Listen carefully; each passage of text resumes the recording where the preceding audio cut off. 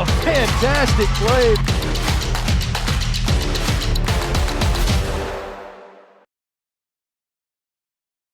In to the Magnolia Fields Podcast Maroon and White Edition here from the Richard Schwartz and Associates Studios, the festive Richard Schwartz and Associates Studios. Cody, we got a friend. We got a friend here in the table. He's helping us record. He's not saying much, but I like him. What do you think his thoughts are? Why are we talking to him? Maybe. That's my thoughts. We're talking to a snowman. Pure vibes guy. Locker room guy. Well, if you're new here, this is the Mississippi State Podcast. We usually don't have a lot to talk about, but we do today. It's National Signing Day, Cody, or at least National Early Signing Day. Yeah. We still don't got much to talk about. We don't. There's a heck of a basketball game tonight, though, which we'll get to in a minute.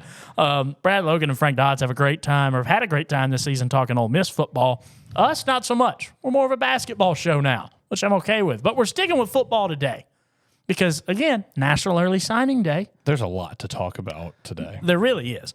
But there isn't. There is. Let's go ahead and dive in.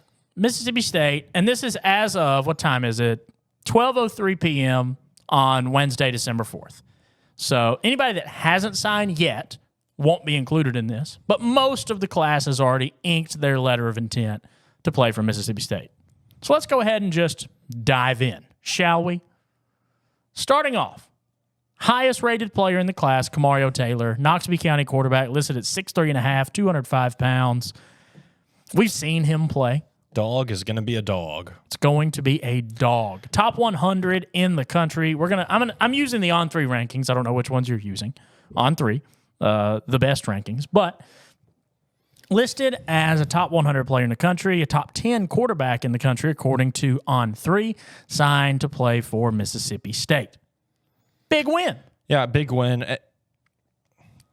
About the one guy you can say it didn't feel like there was any doubt. Yeah, At least there was a little bit there where Georgia comes through with an offer, right? But Mississippi State is able to lock down Kamario Taylor and kind of get the white whale of this class for Mississippi State, right? That I think they had a realistic shot at getting. Now, the second-rated player, and this is where things get a little dicey. The second-rated player is a junior college transfer. But not just any junior college transfer. This is a guy that out of high school went to play for Alabama, had some unfortunate happenings, wound up at East Mississippi Community College. We've seen that movie before, and it's played out well at times. You're an Alabama fan. You probably saw Tony Mitchell in what little time he was at Alabama. Is this a win for Mississippi State? Well, like you said, the little time that he had. I remember the name. I don't remember what he did. Well, he didn't really see much of the field. Yeah, the best way I can put it is you look at those top 5 programs from the past 5 years, give or take. Just about anyone that they get, regardless if they end up going to a JUCO or whatever it may be, I think it's a safe bet to say that they're talented and they have a really solid chance at doing some big things. You've got to be able to put it together. Yeah. It's not a guarantee, but I think anyone recently that's been recruited by Saban or Kirby Smart and they don't stick with that team, I think it's safe to say that they're a really good player at any other university. Well, and this is where the ranking system is weird to me because 24/7 is the only person that has Tony Mitchell listed as a 4-star player. On3 has him as a 3-star, ESPN as a 3-star, and Rivals as a 3-star. Yet he's listed as a 4-star by the industry ranking, which doesn't make a lot of sense to me. Either way, pretty much unanimously the best JUCO safety in the country. Well, he's also, like you said, compared to other sites, just is kind of all over the place. He is. 24/7 has him as the number 2 player nationally. Number 2 JUCO player. Yes. You look at other sites, has him at he's sitting 28. at 28, 23. So, I mean... I just don't think a lot of the scouts are paying a lot of attention to JUCO ball. Which, understandable. Understandable. State's had some really good players out of East Mississippi. I think he could be a really solid one. We will have to see. The next big high school recruit that State was able to land, and this is a big one here, Tyshawn Willis out of Velma Jackson. Edge rusher, plays a position that State needs a lot of help at on the defensive line. On3 has him as a 3-star, but the industry ranking has him as a 4. Either way, this is a big win for Mississippi State here in a position of need. And probably, to be quite honest, the only win today at this position of need because of what we're about to get into. 1:30 will be a big sign. Well, yeah, 1:30 is going to be. Yeah, 1:30. Tyler Lockhart is set to sign at 1:30. I've not heard good things. A linebacker State really needs. But the big question mark for this State team is up front on the defensive line. And numbers-wise, Cody, as far as looking out across the country, this isn't shaping up to be a horrible class for Mississippi State. They're currently 22nd in the country. They came into this 26th. Yeah, they've moved up a couple of They'll spots. probably wind up around that top 25 mark. The problem is this. In the SEC, they're 13. Which is not good. And then, on top of all of that, Mississippi State doesn't go out and get the defensive line recruits that they needed. Because when they commit Xavion Hardy, who was the number one junior college defensive lineman in the nation, people saying, okay, they're trying to fill the gap up front. Because there's not a single defensive lineman on this Mississippi State roster that can beat a one-on-one block consistently. There's not. So you get Xavion Hardy to commit out of East Mississippi, 30 minutes down the road in Scuba. This should be locked down.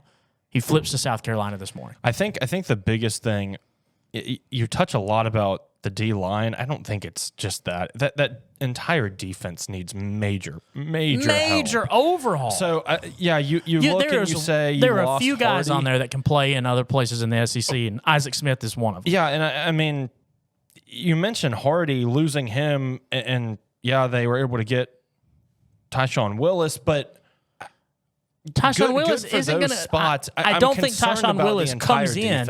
I don't think he comes in early and has great success. It's not that. This entire defense needs major help. I don't care if it's the D-line, the linebackers, the DBs, safeties, anything. It all needs help. My biggest thing goes back to, what was it, Georgia, maybe? Texas, one of the two, where one of the DBs literally gave up on a play at the 5. That is a mentality It's a mentality thing. It's issue. not a play. Imagine what the rest of them are thinking, unless you're just, it needs a reboot, it needs help, and it needs everything you can possibly For get. essentially the first half of the show, I want to go over this class, and don't get me wrong, we're not going to spend a lot of time towards the bottom of it. In fact, we're almost out of 4 stars now. But I want to get into the transfers that have came through in the last few days as well. And how this whole signing day fiasco was handled, because oh my God, what a blunder from Mississippi State University and the football creative teams. This morning was horrible. Hold up. Let's get some things straight here. It was a blunder for Mississippi State, but let's look at other schools too. It's not great It's not great either. No, Alabama's was just as bad, but holy smokes. Anyways, Kyle Johnson. Industry 4-star out of Bunkie, Louisiana. He's signed and inked the dotted line to Mississippi State. 24/7 has him as a top 200 player, on 3 in the top 300. Either way, a good pickup for State at a position of need. DB, 5'11", 160 pounds, probably puts on some weight and can contribute pretty early. Good things. You hope. There's just a lot that has to be fixed. Over at Greenville, Saquon Miles winds up signing to Mississippi State. That's a big win. A great offensive tackle in state. I just actually got the message that Jeff Lebby's noon press conference is about to start for National Signing Day, so we'll see. You'll probably, by the time you're seeing this show, have seen a lot of media from that. So Saquon Miles commits, and then Jakeem Shumpert, 2 offensive tackles at a position of need. Shumpert, by the way, Shannon Red Raider. Ah, look at that. I know, right? I know. We're going to take a short break and go over the bottom half, really, of this signing class and then talk about today's horrible, horrible blunder from the Mississippi State Athletic Department. We reach new lows every day. We really do. All that and more here in just a moment on the Magnolia Fields podcast, Maroon and White edition from the Richard Schwartz and Associates studios.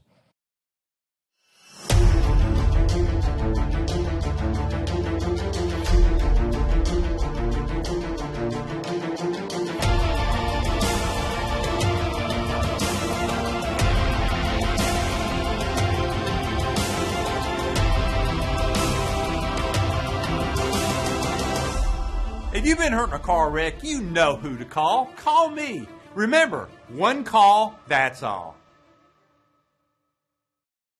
Welcome to the Richard Schwartz and Associates Magnolia Field Studios. One call, that's all.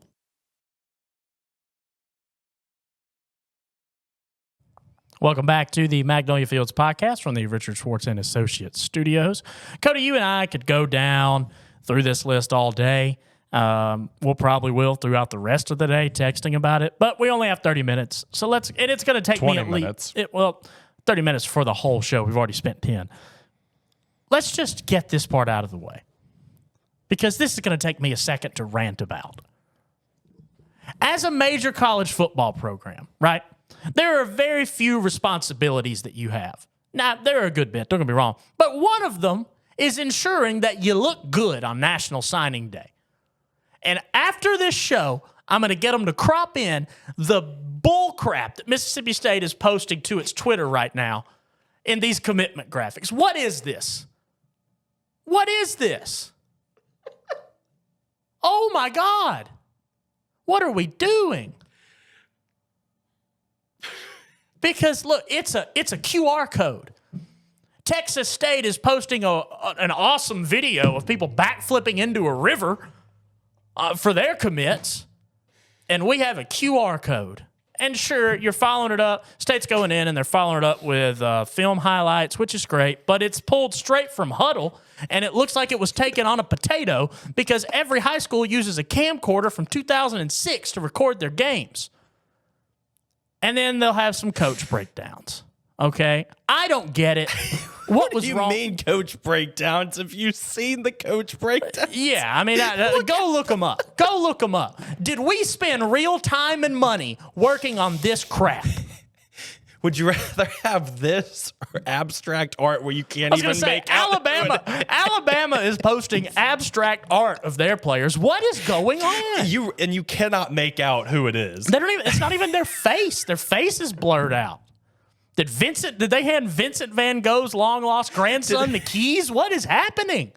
Did we miss the memo for this year? I guess. But I'm like, oh, my gosh, what is happening? When schools across the country, like, I'd be interested to see, I'm actually going to look right now here at the break, what Tulane's commitment graphics look like. They always seem to kill it in the videography department. They'll probably look great. We got a QR code that you got to have two phones to just view off of Twitter. We deserve everything coming to us. We deserve 2-10. We deserve 0-12. Because, oh my gosh. And that's not even the end of it. Some commits are signing at 8:30 this morning. Dead silent on the football socials. Dead silent. I think 6 to 8 kids had already signed before they even posted about the first one. Beauty sleep. I guess. We slept our way through football season. We'll sleep our way through the off season. You better be glad that you're going to Texas because you're never going to get credentialed again. Oh, my gosh, dude. I just don't get it. And I know Robbie Falk today on Thunder and Lightning is going to say the exact same thing. Because it's what are we doing? It doesn't make a lot of sense. I'll say that. I don't know how you expect people to want to come here if you're not going to give them what they deserve. Well, because it's not to me. Yeah, these kids have worked and they've played football their entire life, and they get to this point, like, they've put in work. They deserve something that isn't a QR code. I just don't get it. And I think you opened up the QR code a little bit ago on the couch. It wasn't pretty. I mean, it's some cool graphics or whatever. Why couldn't we have really just posted the graphics? Cool. Why couldn't we have just posted the graphics? What is wrong with that? What was wrong with just posting the graphics? I think the issue was it was probably a really good idea, and it kind of is a good idea. It's just very poor execution. Seems to be the Mississippi State trend. Great ideas, poor execution. We haven't even talked about. We got so much to talk about. Oh my gosh, that's my rant for signing day over. Because now we got to talk about John Cohen. Yeah. Stealing more MSU employees. To me, it was coming. I mean, just so for those of you that aren't in the loop, MSU soccer coach James Armstrong, who we love, has taken the head soccer coaching job at Auburn, where he came from, to Mississippi State as an assistant, where his wife is from. We are not mad at James Armstrong for taking this job. Well, you and I aren't mad. No. Fan base is mad. We are not. The people that didn't even know soccer was a sport here until they decided to make the NCAA tournament, who decided to jump on the bandwagon, They is don't get mad because they don't have a understandable. clue what is happening. Look, he's going to where his wife grew up. I get it. Again, not mad whatsoever at John Cohen. Or at James Armstrong. Am mad at John Cohen. Because I mean, Auburn you can be at mad this at point, him, but Auburn at this point is just MSU East. Well, smart move. It's just MSU East. It stinks. It's bad. Yeah. Mississippi State made John Cohen a baseball coach and he bled him dry. Then they made him an athletic director and he bled him dry. Tanner, now, I've heard you say the same exact thing for the past 3 days. Dude, and then Auburn makes him an athletic director and he's still bleeding Mississippi State dry. So what do you think? His mission of life is just to put this university in the ground? It might be. Who knows? Who knows? Auburn is just MSU East at this point. Yeah. With Hugh Freeze. For clarification, James Armstrong is in fact Auburn's women's soccer's new head coach.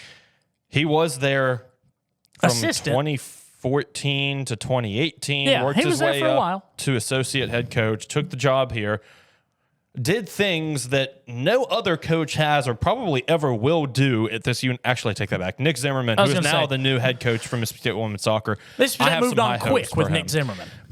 And I don't blame him. I think Nick is a solid pick. There was some mixed response to that. And when I initially heard it, my hope was they would go to Nick just because he's got a really good connection. And I think he's a really smart dude when it comes to on the field. Fun fact about Nick Zimmerman, actually.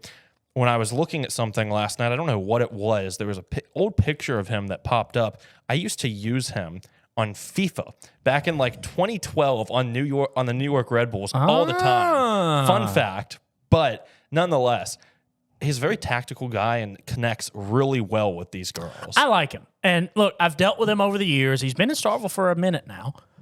He's hilarious. He's so funny, super high energy guy, a young guy. He's intense. He's a bit scary when he's got all that energy. When he's just got you all don't the know energy what to going, expect, he is super intense. But I think that's the former professional athlete in him coming out because they're just a different breed of competitive.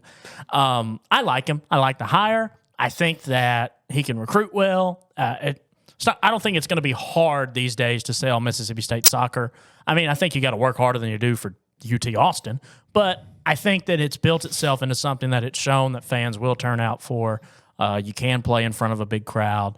You can play at a high level. You can win at a high level. And I think that in a way that kind of recruits itself, you know? James Armstrong may not be here, but Zimmerman was underneath him. I think it's a good hire.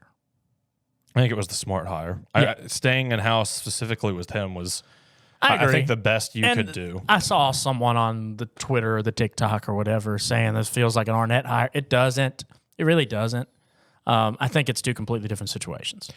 Oh, I mean, to be completely honest, when Auburn's head coach retired, it should be no shock that this was their first call. Yeah, that this was the first call. James knew literally Armstrong, was yeah. under her for years, came here and probably surpassed expectations. Oh, yeah. And then he gets to go back home where he met his wife, had their kid. I think it's bittersweet to me. It's bittersweet. It's bittersweet. It sucks, but like I'm happy for It's him. the nature of the game. Nature of the game. Yeah, I think Nick Zimmerman will do great with this program, though. I think he's going to do a really good job retaining a bunch of the recruits they just got, limit transfers.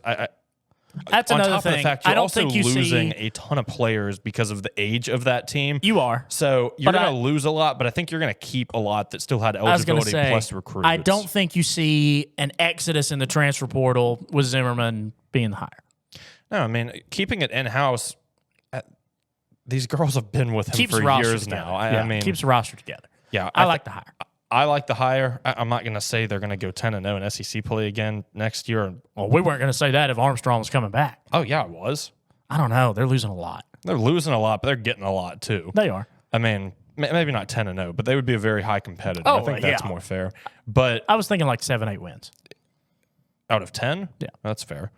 Yeah, I'm excited for Zimmerman. He's I think he'll put this.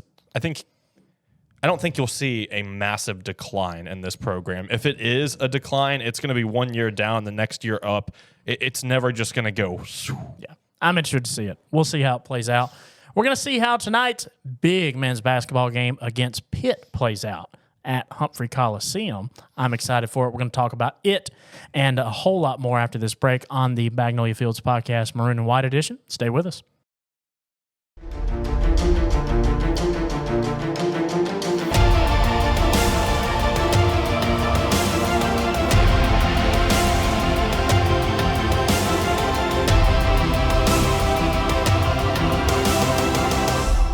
If you've been hurt in a car wreck, you know who to call. Call me. Remember, one call, that's all.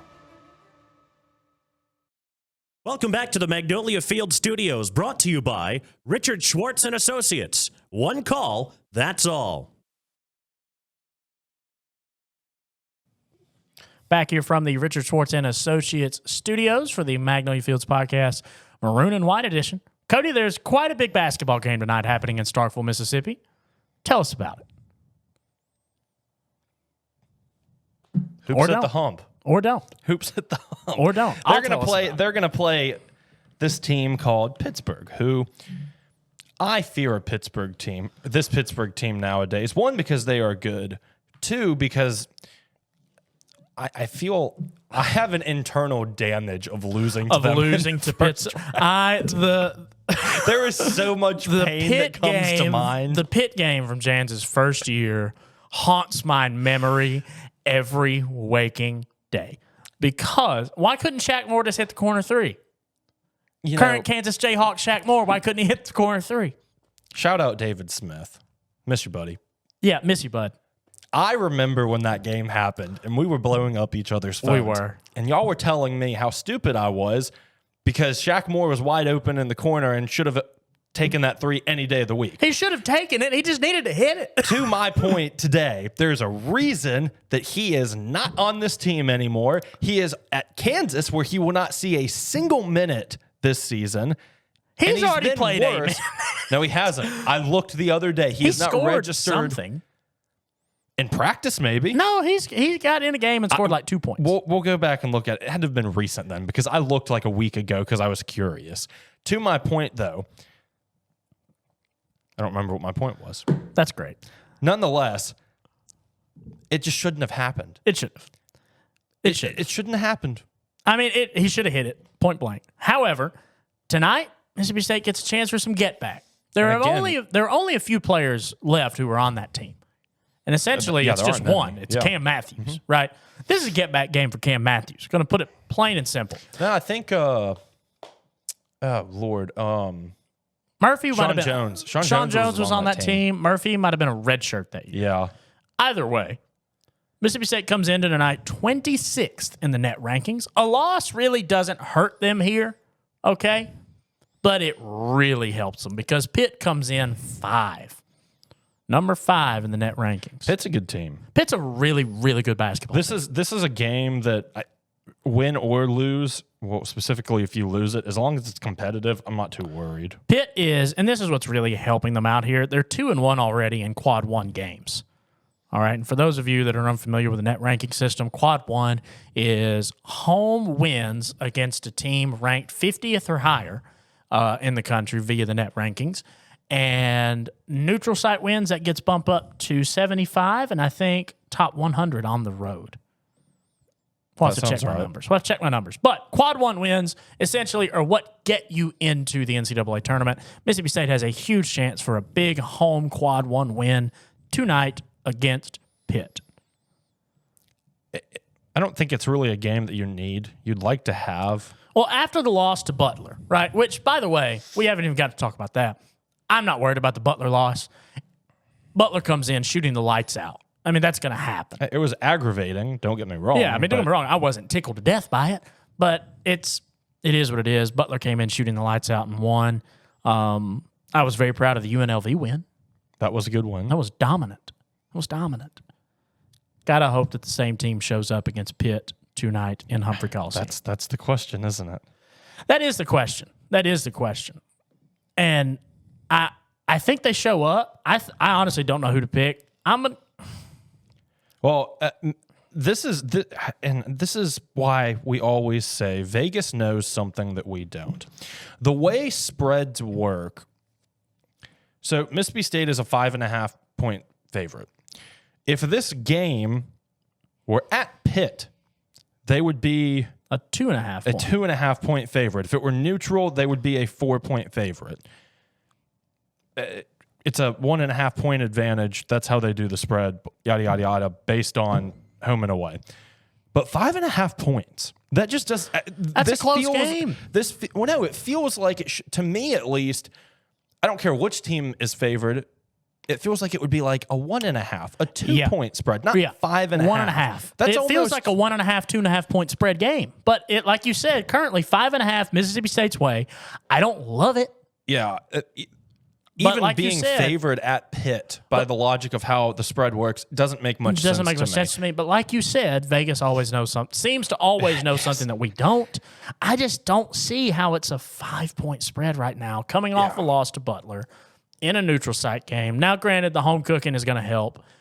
We'll see. I mean, almost 2 full possessions is the spread, which to me just doesn't make a lot of sense. I just don't know. And I mean, I look at this Pitt roster, right? And I'm looking 6'10", 6'10", 6'10". Now, granted, not all those guys are probably going to play. A 6'9", a legit 7-footer, and Diaz Graham, 6'11", and Jorge Diaz Graham, the brothers, by the way. Juwan Nelson, 6'7", Amsal Delilich, 6'8", 6'7". This is a big Pitt team, man. This is the game. This is one of those games where the size mismatch in the backcourt for Mississippi State could get them in trouble because they do not have a single guard on this Pitt team shorter than 6'3". Their one loss was only to Wisconsin as well. Yeah, I mean, this is a good Pitt team. We've said, I mean, that not up for debate. This is 2 NCAA tournament teams, I think. Oh, absolutely. Playing in the ACC SEC Challenge. I know you said a moment ago you didn't know who to pick. I'm going to take Mississippi State for one reason. I don't see this team and Chris Jans, especially with this game being at home, losing back-to-back games. I can agree with that. That's why I'm going to take Mississippi State. And it might be a different story if Pitt would have lost their last game, but they also did have a really solid win against an Ohio State team who's, I don't want to say they're a great team, but they're a solid team. I mean, they're a Power 5 team, Power 4 team now, whatever. I mean, in basketball, we still have a Power 5. So I agree with you for a different reason. I don't think Mississippi State loses a whole lot of home games this year. Well, that too, but the fact that it's at home, I just don't think they're going to lose back-to-back games when that second game would be at home. That makes sense. I'm going to pick State. I'm going to pick them by less than 5.5, though. Oh, I agree. I'm going to take them by like 3 or 4. Yeah. No, like I said, I think 5.5 is too big of a line. As we know, Vegas knows way more than we do. They tend to. But yeah, and they're usually right. Give me State 82, Pitt 78. I'll call it State by 2 just to make things simple. That'll work. This is a game, at least on paper, and at least if you're a State fan or a Pitt fan, obviously you hope your team blows the other one out of the water. For a basketball fan, this is one you want to come down to the wire. Yeah, I mean, if you're a basketball fan, this is probably where you're tuning into tonight. Yeah.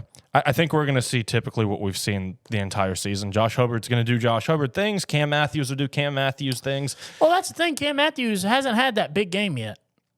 Could be this one. His things as into this season, because that's all he needs to do, because Murph is doing his thing, which is incredible to watch. And then someone else will have a big game, because that's the trend. It's going to be Josh Hubbard and Keyshawn Murphy, and someone else is going to have a big night. Give me Riley Kugel. Is that your man tonight? That's my man tonight. All right. We'll roll with it. We'll roll with it. We're going to roll with it all the way out of this show because we are out of time. As always, thank you for watching. Thank you for listening here to the Magnolia Fields Podcast Maroon and White Edition with Tanner Marlar and Cody Blaszczak from the Richard Schwartz and Associates Studios. We will catch you guys in 2 weeks.